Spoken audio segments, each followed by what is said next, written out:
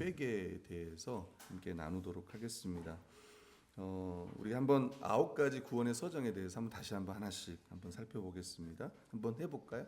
시작. 소명, 중생, 믿음, 칭의, 양자, 성화, 견인, 영화. 네. 예, 9가지에 대해서 오늘은 이제 우리가 3분의 1을 지나서 이제 믿음에 대해서 함께 나눕니다. 회개와 믿음의 관계는 둘 다 동시적으로 나타나요. 그러니까 뭐 이제 사실 뭐가 먼저냐, 사실은 이제 굳이 이제 논리적으로 설명하기 위해서 나누는 거지. 부르심도 그렇고요. 또 우리가 살아나는 거듭남도 그렇고, 또 믿는 것도 그렇고, 또 죄로부터 돌이키는 거, 아버지께로 돌아가는 거, 그리고 또 칭의 의롭다함을 받는 거, 또 양자되는 거, 또 거룩하게 살아가는 거, 또 견인. 이제 영화는 이제 우리가 주님 나라 가는 그때가 이제 영화겠죠. 그래서 이 모든 것들이 한 번에 우리에게 이제 주어지는 거예요. 아멘. 믿음과 회개도 동시적으로 일어나고요. 회개는 죄로부터 돌이키는 것이고, 결국 또 믿음은 그리스도를 붙드는 거예요.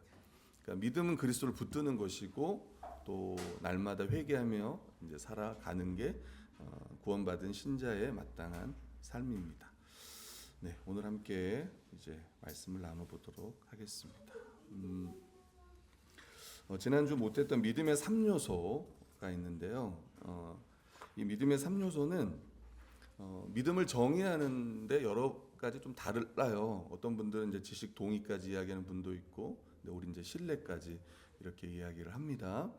역사적으로 믿음을 다음에 3가지 요소를 통해 지금까지 설명해 왔어요. 믿음이 뭐냐? 그러면 지식, 동의, 신뢰. 신뢰까지 가야 참된 믿음이다. 이렇게 이야기합니다. 중요한 건 뭐냐면 지식이에요. 첫 번째 지식, 노티티아. 복음은 그리스도의 인격, 그분이 누구이신가, 어떤 존재인가. 대표적으로 그분은 하나님의 아들이시고, 또 그분은 그리스도이시며 이 주라는 그리스도 되심과 이 주되심에 대해서 알아야 되고요. 그 다음에 사역, 무슨 일을 행했고 각각의 사역은 어떤 의미가 있는지. 가끔은 예수님의 십자가와 부활을 믿으라. 이제 여기서 끝나는 거예요. 믿으라. 저도 옛날에 전도할 때 예수님 믿고 구원 받으세요. 이렇게 끝났단 말이에요. 왜 믿어야 되는지, 예수님이 어떤 분이신지, 십자가의 의미, 우리가 말하는 형벌 대속적 죽음의 그 의미, 그리고 부활이 어떤 의미인지, 중생과 또 그리고 또 뭐죠? 우리도 부활 생명을 얻었다는 거, 그리고 우리의 모든 죄가 다 사함 받았다는 거, 이런 것들을 설명해야 믿든지 안 믿든지 할 텐데, 그냥 예수님 믿고 구원 받으세요. 또 부모님들께 가서 예수님 믿고 구원 받으세요. 그러면은 그래, 좋은 말이다. 이렇게 끝날 때가 많다는 거예요. 그래서 사실은 이제 그래서 기억나실지 모르지만 우리 유효적 부르심 기억나실지 모르겠어요. 객관적 부르심과 주관적 부르심, 특히 주관적 요 부르심 가운데 성령으로 말미암아 하나님께서 우리 부르신다고 했는데, 뭘 통해서 하냐면 설교를 통해서요. 우리가 전도를 통해서도 교회에 나올 수 있지만, 실제로 복음을 우리가 한 번 전해가지고 예수님 믿는 거는요, 실제로는요, 우리 중에 혹시 한 번 딱 듣고 믿는 분 있어요? 우리 중에도? 없어요. 보통 노방에서도 이 사람이 교회 나오기까지 보통 한 20 몇 번에 그걸 받는다는 거예요. 교회 오세요. 교회 나갑시다. 20 몇 번. 보통 평균이 그렇대요. 근데 그 사람이 교회에 나와가지고 회심하는 거는 실제로 노방 전도를 통해서 회심할 확률이 거의 적어요.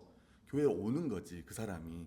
그러니까 여러분, 어떤 분들은 막 노방 전도하면서 당신 구원 받았습니다 이렇게 말하는 분도 있습니다. 심지어 저 따라서 고백하세요. 나는 죄인입니다. 예수님이 나를 위해 십자가에 죽으신 거 믿습니다. 구원 받으셨습니다. 이번 주부터 교회 나가세요. 진짜 하나님의 역사로 구원 받는 케이스도 있겠지만, 대개는 그 사람이 교회에 나와서 계속 복음을 듣고, 그러면서 정확히 언젠지는 모르지만 정말 예수님이 어떤 분인지 알고 지식, 우리가 많은 지금 지식에 대한 얘기를 하잖아요. 십자가에 왜 죽으셨고 부활이 어떤 의미가 있고 이걸 믿고 회심을 딱 해요. 결국은 설교를 통해서 복음의 메시지를 통해서 그가 회심을 한다는 거예요. 그래서 지식이 참 중요하다.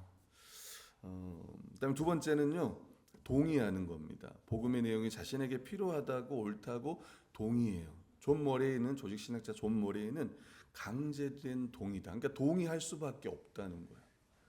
아마 우리 중에 대부분이 그렇다고 생각합니다. 싱클레 퍼거슨이라는 분도 이렇게 얘기합니다.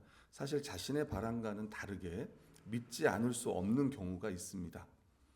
다소 사람 사울, 우리가 말하는 사도 바울, 비롯한 수많은 사람들이 마음에 내키지 않음에도 불구하고 거부하기에 너무나 강력한 증거에 압도되고 설득되어 믿음에 이르렀습니다. 벤자민 워필드는 이렇게 말합니다. 믿음이라는 말이 담고 있는 개념은 믿는 주체의 독단적인 행위와 같은 것이 아니라 약간 이제 선물의 개념보다 충분한 논거를 통해, 말씀을 통해 또 역사적인 사건들을 통해 역사적인 사건에 대한 의미를 통해 분명하게 정해진 마음의 상태, 내가 믿을 수밖에 없는 요것들을 보면서 하나님께서 그리스도를 통해서 우리 이런 일을 하셨구나라고 하는 이 정해진 마음의 상태나 행위와 같은 것을 말한다. 그러니까 이걸 보면, 복음을 듣게 되면, 계속 듣게 되면은 동의할 수밖에 없다는 거예요. 그게 이제 강제된 동의라는 표현도 쓰는 겁니다. 복음의 핵심 믿음 편에 보면 동의한다면 복음을 기뻐하며 복음이 아닌 것에 대해 미워하는 마음을 갖는다는 거예요. 알지만 동의하지 않는 경우도 있습니다. 많습니다. 거부하지 않는다고 해서 동의하는 게 아니에요. 맞아. 이거는 귀신도 가지고 있는 거라고 했잖아요. 귀신들의 믿음도 하나님이 어떤 분인지 알고요. 심지어 자기가 마지막 심판 때 앞에서 마지막 멸망을 당할 것을 알아 두려워 떤다고 했어요. 귀신들, 사탄도, 사탄과 귀신도. 그렇다고 우리가 사단이 믿는다는 표현 안 쓰잖아요. 왜요? 믿는다고 할 때는 이제 마지막 신뢰. 그러니까 교회 다닌 사람 중에 예수님이 누군지도 알고 받아들이기도 하는데 신뢰까지 못 가는 경우들이 또 많다는 거예요. 신뢰한다는 거는 복음이신 그리스도께 자신을 전인격적으로 의지하고 온전히 맡기는 거예요. 전인격이라고 말하면 지, 정, 의까지 다 포함하는 거예요. 온전히 거기에 맡겨요. 여러분 신뢰가 될 때 비로소 우리가 참된 믿음이다라는 거예요. 신뢰에 있어서 가장 기본적인 개념은 자신을 그리스도에게 맡기는 겁니다. 강웅산 교수님, 이분 총신대 교수님인데 이렇게 표현합니다. 같이 한번 읽어볼까요? 자, 시작. 그리스도께 항복하고 자신을 포기하고 내어주고 복종하고 연합하는 것이다. 그리스도에게 위탁하며 그에게 쓰러지며 밀착하고 붙어있고 그 안에 머물고 쉬는 것이다. 네, 결국은 그리스도를 의지한다는 게 이런 거라는 거예요. 결국 믿음이라는 거는 내가 믿느냐 안 믿느냐 요것보다 믿음의 대상이 누구인 줄 알고 거기에 자신을 맡긴다는 거예요. 근데 우리의 전 인생을 그리스도에게 의탁해서 살아가는 것이 참된 믿음이에요. 요거를 이제 지난주에 못한 부분을 다루고, 그럼 참되게 믿는 게 뭐냐라고 했을 때 이제 회개하는 삶을 이제 살아가는 것입니다. 오늘 이 시간에는 회개에 대한 이제 말씀을 전할 텐데, 회개에 대한 본문이 많아요. 여러분 복음의 기초 때는 누가 나왔습니까? 회개했던 사람? 삭개오. 교회에는 삭개오가 많으면 좋다고 하더라고요. 제가 뭐 삭개오 뭐 이런 거, 학개오 삭개오 뭐 두가 많이 있으면 좋다고 하는데, 여러 본문 중에 하나였던 어찌 보면 가장 아버지의 사랑을 드러내어 준 본문이 오늘 본문입니다. 두 아들이 있었습니다. 어떤 사람에게 두 아들이 있었는데 이 둘째가 아빠를 떠납니다. 그게 이제 15장 12절에 보면 같이 읽어볼까요? 자, 시작. 그 둘째가 아버지에게 말하되 아버지여 재산 중에서 내게 돌아올 분깃을 내게 주소서 하는지라. 아버지가 그 살림을 각각 나눠 주었더니, 우리가 오해할 수 있는데, 오해하는 게 뭐냐면 둘째 아들에게만 재산을 준 거라고 생각하는 분들이 있는데, 성경은 각각인가 첫째 아들, 둘째 아들이 각각 나눠줬다고 합니다. 아버지여 재산 중에서 내게 돌아올 분깃을 내게 주소서. 사실 이거는 되게 유사한, 우리나라도 마찬가지지만 아버지가 죽어야 받아요. 사후에만, 유산의 분배는 사후에만 이루어집니다. 근데 둘째 아들은 아버지의 재산을 원하면서 달라고 하는 이런 걸 보면, 또 뒤에 또 떠나간 걸 보면은, 먼 곳으로 간 거 보면 좀 아버지를 싫어했던 것 같아요. 좀 이런 표현 쓰면 좀 그렇지만, 근데 아버지는요 그 아들을 사랑해서 다 줍니다. 먼 곳에 간 거 보면 이제 아버지와 관계를 끊는 거죠. 더 이상 아버지가 올 수 없는 곳으로 가려고 했던 것 같습니다. 잘 살면 괜찮은데 13절을 보면 그 후 며칠이 안 되어 이제 빨리 갑니다. 둘째 아들이 재물을 다 모아가지고 먼 나라에 가 거기서 허랑방탕하여 그 재산을 낭비했다고 이야기해요. 14절에 보면 다 없앤 후에 그 나라에 크게 흉년이 들어 그가 비로소 궁핍했다고 성경은 이야기합니다. 며칠 만에요 다 팔았어요. 재산을 다 낭비했다고 성경은 말합니다. 먼 나라에 갔다는 말은 아버지가 돌아올 수 없는, 올 수 없는 나라. 아마 이 아들은 아버지를 떠나고 싶고 마음껏 살고 싶었던 것 같아요. 그리고 심지어 내가 하나님의 뜻대로 사는 것, 아버지의 뜻대로 사는 것이 힘들다는 생각을 했던 것 같아요. 혹시 우리 가운데도 그런 분이 있는지 모르겠습니다. 내가 예수님 믿는 게 참 구속받는 것 같고, 주일날, 오늘 날씨가 좀 그래서 그렇지만 날씨 좋은 날 교회 올 때마다 내가 이렇게 와야 되나, 이 좋은 날씨. 왜 나는 여자친구가 없어서 이렇게 교회를 가야 되는 건가? 왜 나는 남자친구가 없어서 막 부러워요. 전철에 오면서 그런 커플들을 보며, 커플티를 입고 돌아다니는 분들을 보면서 왜 나는 가야 되는가? 여러분 그런 생각하지 않기를 바랍니다. 여러분 하나님의 뜻대로 사는 게, 잘 생각해 보세요. 죄 지으면 그 순간에는 기쁘죠. 사람이 죄를 왜 지을까 하면 쾌락 있잖아요. 락이 있단 말이에요. 근데 여러분 죄 짓고 나면 어떤가요? 실제로 죄책감뿐만 아니라 교회 나오는 것조차 사실 힘들기도 합니다. 실제로 숨고 싶기도 하고, 좋은 거죠. 어떤 면에서는 하나님께서 그런 양심과 또 그런 마음도 주셨으니까 좋은 건데, 여러분 우리가 복음을 믿고 또 이 복음대로 살아가는 것, 쉽게 말하면 우리가 말하는 십계명을 지키고 율법대로 살아가는 거는, 하나님께서 이 율법을 왜 주셨을까 하면 정말 잘 살아가도록 준 거예요. 그걸 지키고 살면 진짜 행복한 삶을 하나님께서 약속하신 거고, 실제로 복되게 살아갈 수 있는 거예요. 그러니까 예수님 믿는 것 자체가 다시 하나님 형상으로 회복되어서, 내가 아버지의 뜻대로 살면 내가 막 나를 억압하는 것 같고 나를 힘들게 하는 것 같고, 그게 아니고 진짜 신자로 살아가는 것이 가장 행복하고 가장 보람된 삶이라는 거예요. 그것을 믿으시기를 바랍니다. 어떤 사람은 그럴 거예요. 내가 그리스도인으로 살아가는 거, 또 내가 교회로 살아가는 거 참 재미가 없고 참 좋아 보이지 않고 그럴 것 같다고 생각. 아마 둘째 아들이 그렇게 생각했던 것 같아요. 아버지가 주는 걸 다 먹으며 살아왔지만 그렇게 생각하지 않았던 것 같아요. 여러분 죄의 본질이 무엇입니까? 하나님의 주되심을 인정하지 않고 자기 마음대로 살아가는 거예요. 그게 자기 사랑이고 자기 숭배인데, 그 삶이 행복한 삶이 아니라는 거예요. 13절부터 16절에 보니까 결국 그의 삶은 어땠습니까? 재산을 낭비할 뿐만 아니라 이제 큰 흉년으로 궁핍해졌습니다. 아버지의 나라에서는 행복했지만 아버지의 나라를 떠난 그의 삶은요, 궁핍한 존재가 된 거예요. 얼마나 궁핍했습니까? 돼지를 쳐요. 근데 돼지 치는 일을 그거밖에 할 수가 없는데 막 굶주립니다. 심지어 돼지가 먹는 쥐염 열매조차도 먹기 힘든 상황인 거예요. 여러분 유대인들이 가장 꺼리는 일이 뭐냐면 돼지를 치는 일이에요. 가장 부정한 짐승이, 우리한테는 돼지가 너무 좋아. 우리 결이도 삼겹살 좋아하고 우리도 좋아해요. 어제 제가 저녁엔 소고기를 먹었지만, 저 돼지고기도 좋아하고 다 좋아합니다. 우리한테는 돼지고기가 너무 친숙해요. 근데 유대인들한테는 돼지를 치는 거는 꺼리는 이거 더러운 일이라고요. 근데 그 열매를 먹고 싶은데도 그거 하나 주지 못하는, 주는 자가 없는 그런 궁핍한 가운데 놓여 있다는 거예요. 여러분, 우리가 하나님을 떠난 삶이 이런 거라는 거예요. 실상 그게 좋아 보이지만 영적으로 눈을 뜨면은 그 실상이 그런 실상이라는 거예요. 17절 20절에 보니까 이제 아버지께로 돌아가기로 결심합니다. 17절 같이 읽어볼까요? 자, 시작.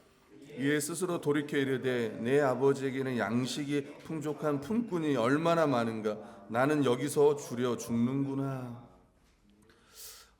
아들은 생각했습니다.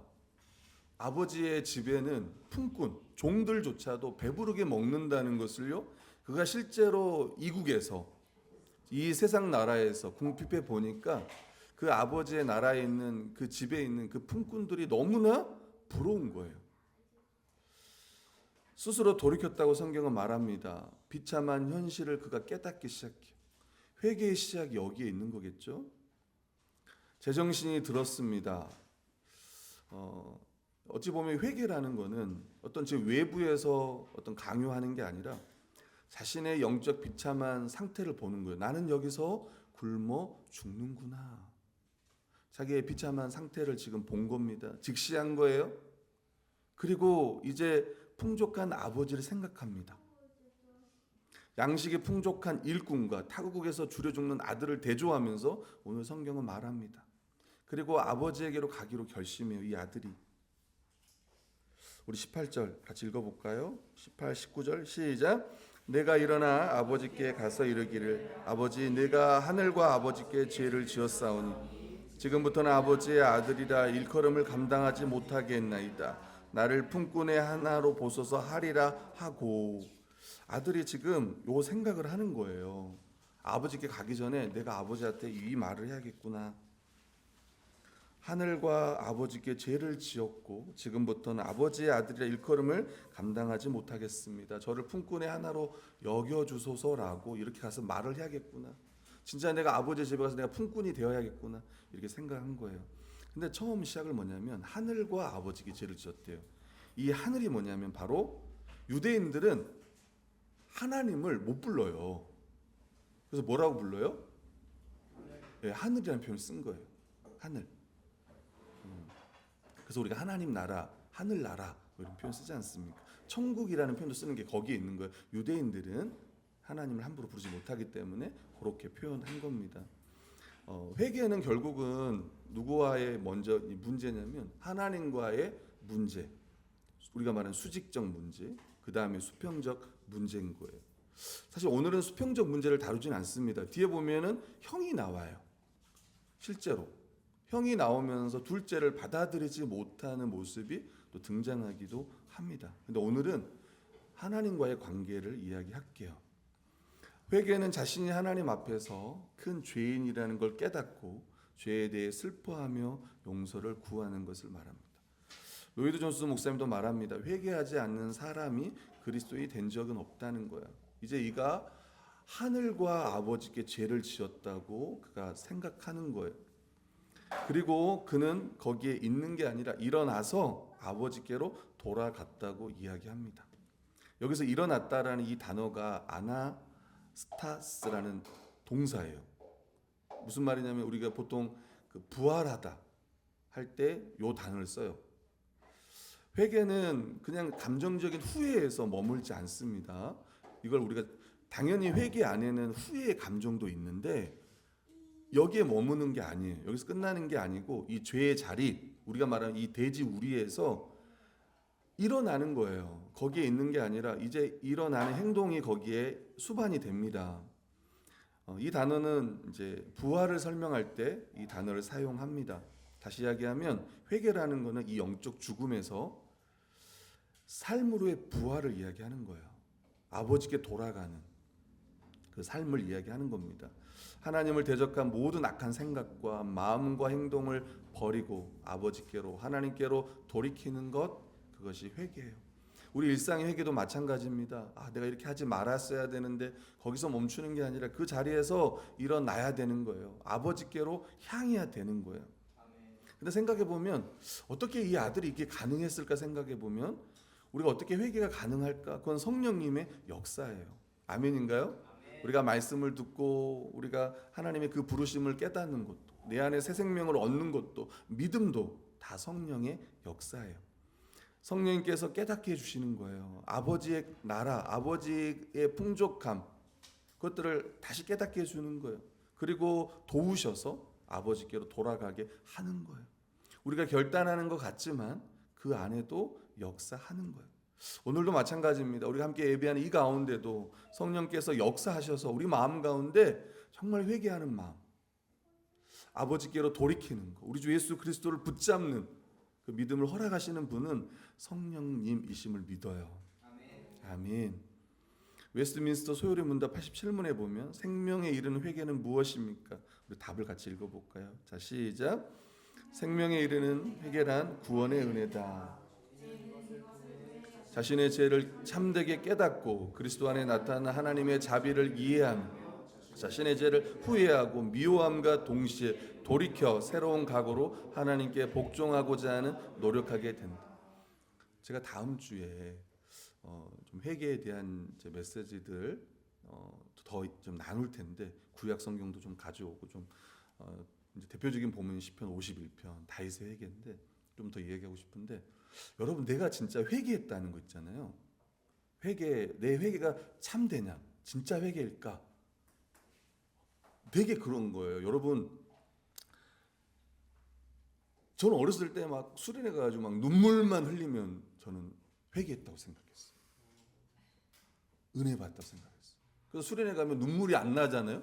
그럼 그때는 내가 그래서 어떻게 해서라도 울어야 돼. 어떤 방법을 동원해서도 막 울어야 돼. 기도해도 막 눈물이 안 나올 때가 있어요. 그럼 막 그 죄를 막 생각해요. 하나님 막 생각해요. 그리고 어떨 때는 막 갑자기 이제 찬양할 때 막 아주 먼 옛날 그러면서 막 안 와요. 형제들 지들 안 와. 근데 그때 막 눈물이 나. 그럼 내가 은혜 받았다 생각. 그런 것도 어떻게 보면 은혜겠지만 여러분 내가 진짜 회개했다는 게 뭐냐면요. 오늘도 우리가 예배 시간도 마찬가지지만 회개를 하면 내 마음에 감사의 마음이 들고 하나님이 내 죄를 용서해 주셨구나. 요것도 들고 슬프기도 하겠죠. 근데 그 슬픔이 어떤 거냐면 내가 하나님의 거룩하신 분인데 내가 하나님의 자녀인데 내가 막 살았구나. 그런 마음이 들어요. 그럼 반대로 어떤 마음이 들어요? 주를 위해 살고 싶은 마음이 들어요. 그럼 그게 회개예요. 참된 회개야.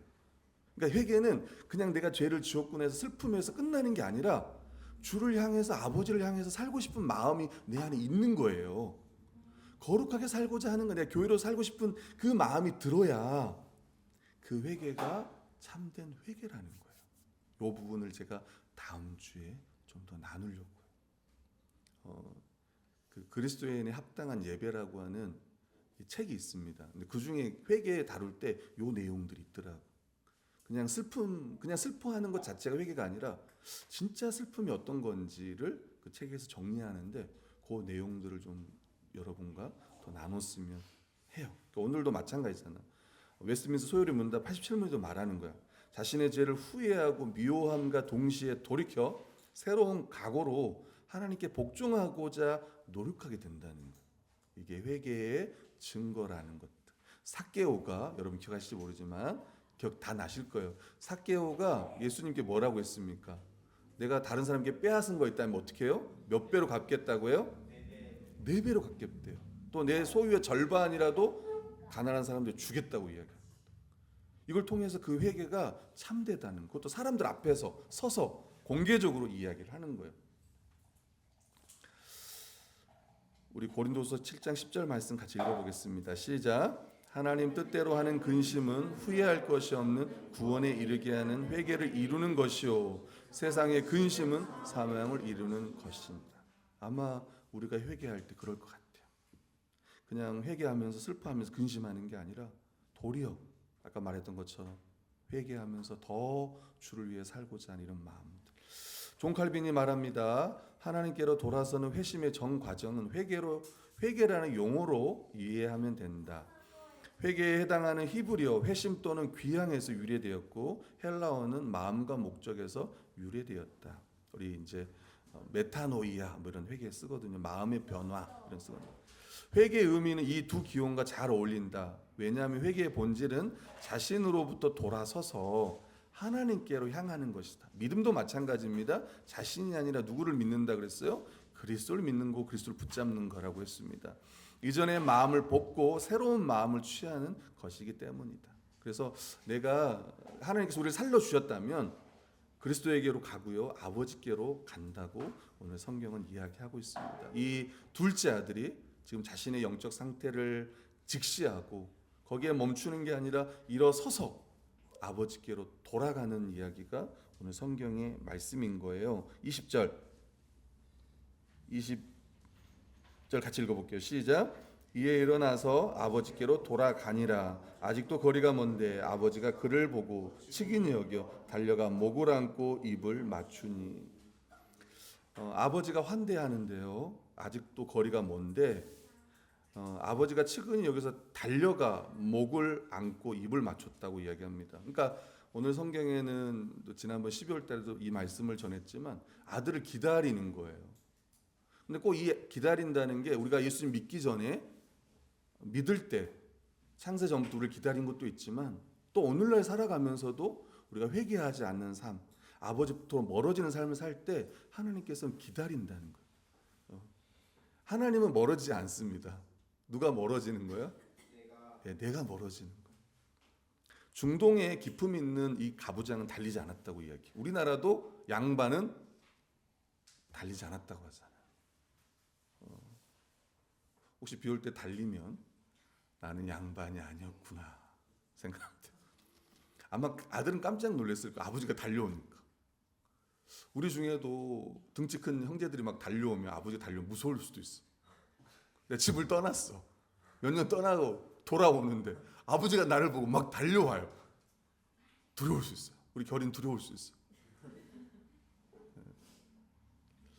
근데 아버지가 치근히 여겼다는 표현을 씁니다. 여러분 여기서 치근히 여겼다는 것은 창자가 끊어지는 듯한 아픔을 말하는 거예요. 그러니까 얼마나 이 아버지가 기다렸는지 몰라요. 창자가 끊어질 정도. 우리도 그렇지 않을까요?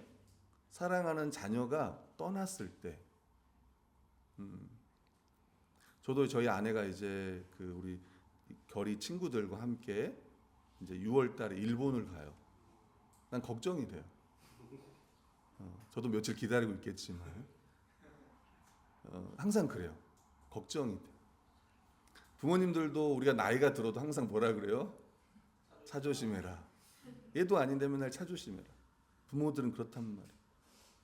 근데 실제로 지난번에도 이야기했지만 그 어린 아이가 일찍 죽기도 하고 그런 경우도 있고 또 정말 자녀들이 부모를 떠났을 때 이 세상의 부모도 막 기다리죠. 하나님 아버지도 돌아오기를 얼마나 기다리는지 몰라요. 2000년 전 아니 창세 전부터 우리를 예정하시고 우리가 믿을 때까지 기다렸어요. 우리 예수님 믿었어요. 근데 잘 믿고 잘 있으면 괜찮은데 또 우리가 또 떠나요. 마음에서부터 멀어지기도 하고 어느 순간 또 보면 바빠지다 보면 또 이렇게 하기도 하고 그런데도 하나님은 아버지는 우리를 계속 기다리고 있다는 거예요. 심지어 이 아들이 이제 그랬잖아요. 내가 아버지께 가서 내가 아버지 하늘과 아버지께 죄를 지었습니다. 지금부터는 아버지의 아들이라 감당하지 못하겠습니다. 그리고 마지막 준비한 멘트가 하나 더 있다 그랬죠. 뭐였어요? 나를 품꾼으로 여겨주소서. 나를 품꾼으로 써주소서. 제발 품꾼으로도 받아주소서. 요 말을 준비했잖아요. 요 말을 못합니다. 제가 아버지의 아들이라 감당하지 못하겠습니다. 근데 아버지가 갑자기 말을 못하게 어떻게 해요? 막 입을 맞춰요. 입을 맞춰. 아버지가. 참 어떤 분들 이거 동성이 아니야? 그래서 그런 거 아니에요. 옛날엔 결이가 잘 이제 제가 뽀뽀하고 막 그러면 잘 있었는데 지금은 좀 아니더라고요. 더러워. 아무튼 아버지의 마음은 같다. 여러분 참 이 아버지가 얼마나 궁유력이고 또 회개하고 돌아온 사람, 이 돌아온 자들에 대한, 그러니까 우리들 말하는 거예요. 하나님의 자녀가 되었고 또 양자들도 이야기하겠지만 이 돌아온 자들에 대해서 하나님이 얼마나 사랑하는지, 하나님은 심판하는 게 아니라 얼마나 아버지로서 우리를 사랑하시는지 그 압도적 사랑을요 오늘 성경은 보여주고 있다는 거예요. 하나님 정말 나를 사랑하실까? 근데 성경은 말합니다. 우리가 죄인이었을 때 이미 예수 그리스도의 십자가의 죽이심으로 말미암아 하나님의 사랑을 우리에게 확증하셨다는 거예요. 우리는 제가 뒤에도 이야기했지만 내가 회개했기 때문에 받아들인 게 아니에요. 회개가 지금 어디에 있어요? 몇 번째예요 지금? 4번째예요. 이미 살아난 사람이에요. 이미 부르심을 받은 자고 이미 새 생명을 얻은 자예요. 이미 예수 그리스도를 믿는 자예요. 그가 회개하는 거니까 이미 구원받은 자인 거야. 하나님이 얼마나 사랑하시는지 오늘 성경 우리에게 보여주고 있다는 거야. 내가 회개했기 때문에 하나님 나를 받아주신 게 아니라 이미 받아주셨다는 거예요. 그러니까 실제로 누가 회개합니까? 신자가 회개한다는 거예요. 신자가. 그리스도 안에 있는 자가 회개할 수 있습니다. 회개한다는 것은 구원을 사는 것이라고 강홍상 교수님은 이야기합니다. 구원받았기에 누리는 많은 혜택 중에 하나가 회개입니다. 부르심도 이야기했고 중생도 이야기했고 앞으로 더 이야기할 게 많죠. 예수님의 이름으로 회개하면 언제든지 무슨 죄든지 사함을 받는 엄청난 혜택이 있어요. 이미 받아들였다니까. 우리가 진짜 큰 죄를 저지른다 할지라도 하나님은 이미 우리를 받아준 거예요. 그러니까 내가 회개 때문에 내가 용서받은 게 아니라 누구 때문에 용서받은 거예요? 예수 그리스도 때문에 용서받은 거예요. 이제 하나님을 아버지라 부를 수 있는 자격이 되었기 때문에 회개는 특권입니다. 아버지께 돌아갔다고 이야기하잖아요. 아버지이기 때문에 언제든지 돌이키고 돌아올 수 있는 특권이 자녀에게 있어요. 저는 제가 말합니다. 우리 결이가 진짜 큰 사고를 쳤어요. 도망갔어요. 엄마는 너 들어오지 마. 너 호적에서 팔 거야. 그래도 저는 갈 겁니다. 결이를 데리러. 이건 변하지 않아요. 저는 우리 교회 성도들도 그렇게 하고 싶어요. 제 마음은 교회를 떠나니 어쩔 수 없지만 제 마음은 여기 계신 분들 혹시 떠나더라도 다시 돌아올 때 제가 기뻐할 거예요. 아멘인가요? 미리 이야기한 거예요. 나 못 돌아가. 목사님 날 어떻게 생각할까? 기억하세요. 아버지처럼 제가 모르겠어요. 입 맞출지 모릅니다. 남자라면 제가 입을 맞추도록 하겠습니다. 남자라면. 그러니까 떠나지 않길 바랍니다. 그게 싫으면 떠나지 않기를. 그리고 혹시나 떠났을 때 그때 돌아오시길 바랍니다. 그때 목사님과 성도들이 기다리고 있구나. 나를 기다리고 있구나. 그래서 정말 나를 기뻐하겠구나. 그 마음으로 돌아오시길 바래요. 아버지이기 때문에 언제든지 돌이키고 돌아올 수 있는 특권이 자녀에게 있습니다. 회개를 하는 것이 이 땅에서 구원을 누리는 삶입니다. 이렇게 이야기합니다. 아들의 신분을 회복시키고 이제 아버지는 잔치를 준비합니다. 그 말했잖아요. 저를 종으로 써주세요라고 말하기 전에 아버지는 종들에게 이야기하는 거예요. 그게 22, 24절 아닙니까? 같이 한번 읽어볼게요. 시작. 아버지는 종들에게 이르되 제일 좋은 옷을 내어 입히고 손에 가락지를 끼우고 발에 신을 신기라. 그리고 살찐 송아지를 끌어다가 잡으라. 우리가 먹고 즐기자. 이 내 아들은 죽었다가 다시 살아났으며 너가 잃었다가 다시 얻었노라니 그들이 즐거워하더라. 아멘. 지금 아버지에게 또 아들에게는요 인생의 최고의 날인 거예요. 최고의 것을 준비합니다. 제일 좋은 옷. 어떤 분들은 그게 옷이 아버지의 옷이었을 거다 이야기합니다. 아들의 신분이 회복되었다는 확실한 증표가 바로 이 옷인 거죠. 아마 그 아들은 거짓골로 왔을 거예요. 두 번째는 살찐 송아지를 잡으라는 거예요. 살찐 송아지. 당시에 육류는 값비싸다고 이야기합니다. 그래서 특별한 잔치 때 맛볼 수 있는데 고기 중에도 살찐 송아지가 가장 비쌌다고 해요. 그리고 아마 온 동네가 와서 그 잔치에 초대되고 거기에 함께 기뻐했을 거예요. 그러니까 가장 좋은 옷, 또 가장 좋은 또 먹을 것들을 준비하라고 하는 거예요. 얼마나 행복했겠습니까? 얼마나 기뻤겠습니까? 아들은 생각했습니다. 정말 우리 아버지 집이 정말 양식이 풍족했는데 여전히 풍족한 거예요. 근데 그 아들은 이제 안 거예요. 양식만 풍족할 뿐만 아니라 거기에 뭐가 풍족했겠습니까? 네. 은혜, 아버지의 은혜, 아버지의 사랑이 풍족하다는 것을 그 아들은 깨달았던 거예요. 여러분 누가복음 15장은요. 여러분 특별히 이번 한 주에 한번 누가복음 15장을 읽어보면 좋겠는데 전체 흐름은요. 회개에 대한 이야기예요.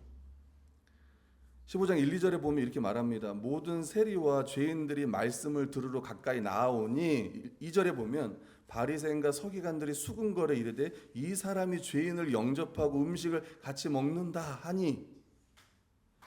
하더라. 그러니까 예수님이 비유를 대는 거예요. 처음에 잃어버린 양 100마리가 있는데 한 마리 잃어버리면 어떻게 하겠냐? 찾으러 다니지 않겠냐? 잃은 것을 찾아낼까지 찾지 않겠냐? 그리고 찾은즉 즐거워 어깨에 메고 집에 와서 벗을 불려서 이웃들을 불러서 함께 즐기자 나의 잃은 양을 찾아노라 하지 않겠냐?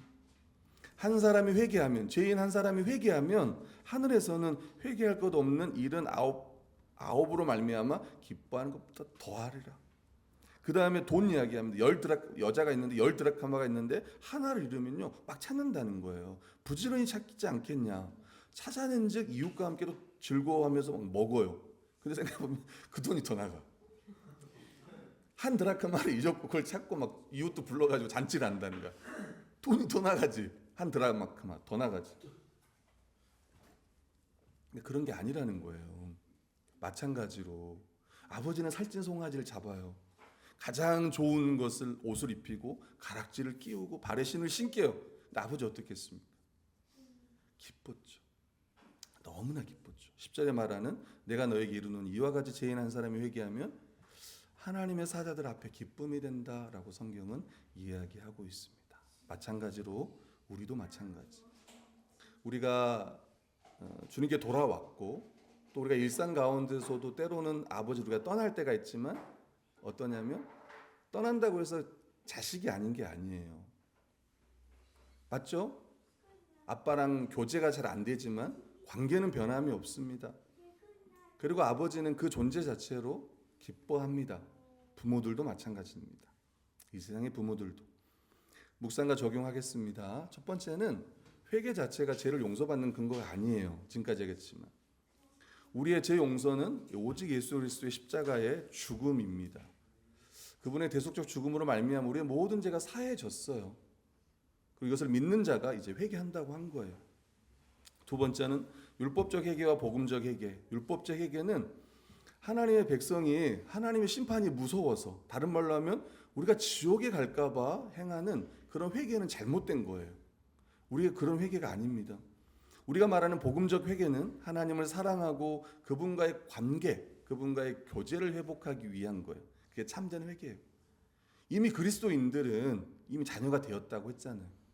그러니까 회개하는 것 자체가 예수 그리스도가 나의 모든 죄를 다 용서하셨음을 믿는 거고 감사하는 거고 그리고 내 삶을 바꾸는 거예요. 왜 회개가 기쁩니까? 하나님과의 관계가 회복되기 때문에 기쁘는 거예요. 그 자녀가 아버지께 돌아왔을 때 어땠을까요? 그 아들의 이후의 삶은 어땠을까요? 아버지의 그 집에서 그의 삶은 우리가 몰라도 행복했다는 걸 우리가 알아요. 기쁨의 삶이었다는 걸 우리는 압니다. 이사야서 55장 7절에 보면 악인은 그의 길을 불의한 자는 그의 생각을 버리고 여호와께 돌아오라. 그리하면 그가 긍휼히 여기시리라. 우리 하나님께로 돌아오라. 그가 너그럽게 용서하시리라. 토마스 브룩스라는 분이 이렇게 경고하는데 하나님은 늦은 회개도 용납한다는 약속을 세우셨지 늦은 회개가 괜찮다는 약속을 세운 게 아닙니다. 참된 회개는 결코 늦은 것이 아니지만 늦은 회개는 거의 참되지 않습니다. 두 가지 오해를 경계하십시오. 늦은 회개도 괜찮아라고 하는 생각은 안 해야 되는 거예요. 또 두 번째, 너무 늦어서 용서받지 못할 거야 이런 생각도 잘못된 것이라고 이야기해요. 사단의 거짓말이라고 이야기해요. 저 보세요, 여러분. 여러분, 저희 어머니가 처녀 때 교회를 다니셨습니다. 새벽 기도도 잘 다니시고, 그게 농업 고등학교를 막 이렇게 지나가야 되는데 한 번은 남자들이 딱 막은 거예요. 새벽에. 얼마나 무서워요. 오늘로 따지면 이제 엄마가 비키라고 했겠죠. 안 비킨 거예요, 남자들이. 그러니까 성경책을 딱 들고 한 번 휘둘렀대요. 진짜 영화 같은 이야기. 근데 뒤에서 권사님이 그걸 보고 계시는 것도 오는 길에 본 거예요. 비키라고. 안 비키니까 그때 엄마 말 하나도 무섭지 않았더래. 남자들이 딱 앞에서 있는데 딱 성경책을 들고 남자 뺨을 쳤는데 날라가더래. 지금 영화 같다는 얘기지. 영화 같다. 뺨을 딱 때렸는데 우리 엄마가 크잖아요. 한 영예 정도예요. 딱 그 영예보다 키도 더 작으시고 휘둘렀는데 탁 나가 떨어졌어. 교회 생활도 열심히 하시고. 근데 그 어머니가 이제 시집으로 왔는데 우리 이제 아버지, 우리 친가 쪽은 교회를 다니지 않아요. 특별히 이제 할머니 할아버지는 이제 며느리 교회 가라고 하셨고, 근데 아버지는 그걸 너무 못마땅해 하시고 문을 잠근 거예요. 못 들어오게. 그리고 교회 가라고 한 할아버지 할머니를 아빠가 어찌 보면 막 괴롭히는 거 말로. 왜 며느리 교회 보내냐고. 그래서 어머니 교회를 못 다니셨어요. 그리고 이제 중간에 한번 이제 기회가 되면 다음에 그런 얘기를 하면 좋겠지만 중간에 한번 교회를 나가셨고 또 그리고 돌아가실 때까지 교회를 못 나갔습니다. 그러니까 처녀 때 열심히 믿음 생활하다가 30년 동안 교회를 못 다니신 거예요. 30년 동안. 아니 40년 동안 교회를. 제 32살에 어머니 돌아가셨으니까 한 정확히 말하면 한 37년 정도 교회를 못 다니셨던 것 같아요. 그리고 그때 이제 우리가 설립 이제 돌아가셨으니까 장례 예배를 이제 마지막 예배를 드립니다. 그때 이제 제 스승이었죠. 이영 목사님 오셔서 이런 건 이제 어머니가 처녀 때 교회 다니셨다는 이야기를 듣고 그리고 이제 설교 하시는데 그 설교 본문이 뭐냐면 그 십자가의 두 강도 이야기를 하는 거예요. 두 강도. 생각해 보세요. 우리가 생각할 때는 37년 동안 교회를 못 다니시고 어찌 보면 아버지를 떠난 거잖아요. 강도의 인생을 생각해 보세요. 예수님 옆에 두 강도가 달렸잖아요. 근데 한 강도가 말하는 거예요.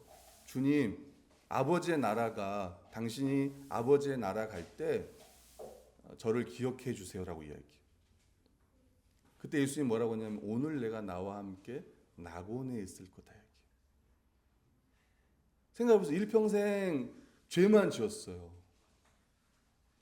그리고 마지막 죽음 앞에 십자가에 달려 죽어 있고 저희 어머니 같은 경우도 젊었을 때 교회 다니다가 쭉 떠나 있고 그리고 마지막 순간 이제 돌아가시고 그 예배 가운데 있는데 그 말씀을 생각해 보면 정말 구원은 전적인 하나님의 은혜라는 거예요. 아멘. 내가 회개했기 때문에 그게 아니라 예수 그리스도의 십자가의 그 은혜로 우리가 구원받았다는 거예요.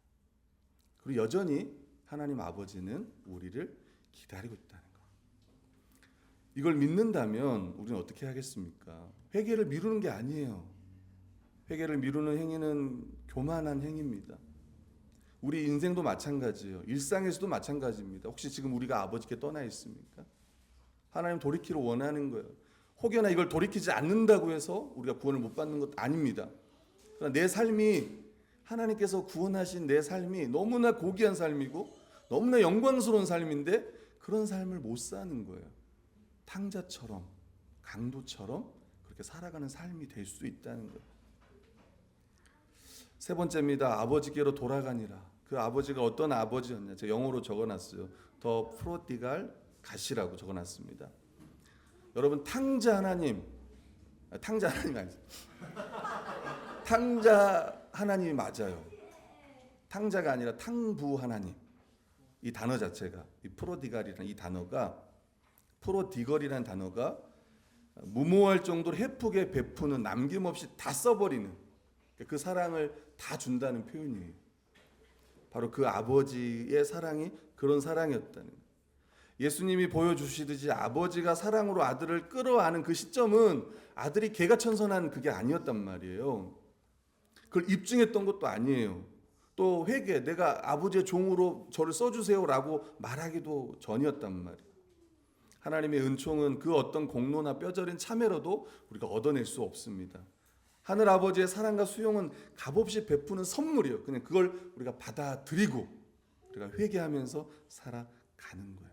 그래서 마지막은 아버지 하나님을 의지하고 자비와 은혜만을 신뢰하라는 거예요. 우리 안에 있는 어떤 것이나 우리가 행하는 어떤 행위가 아니라 하나님만을 의지하고 그분의 자비와 은혜만을 신뢰하는 것이 성경이 가르치는 회개다. 이것을 기억하기를 바라고, 회개와 믿음은 우리 편에서, 인간 편에서 은혜를 주시는 하나님께 반응하는 두 가지, 회개와 믿음과 회개라는 것을 다시 한번 기억하시기를 바랍니다. 아멘. 우리 기도하겠습니다.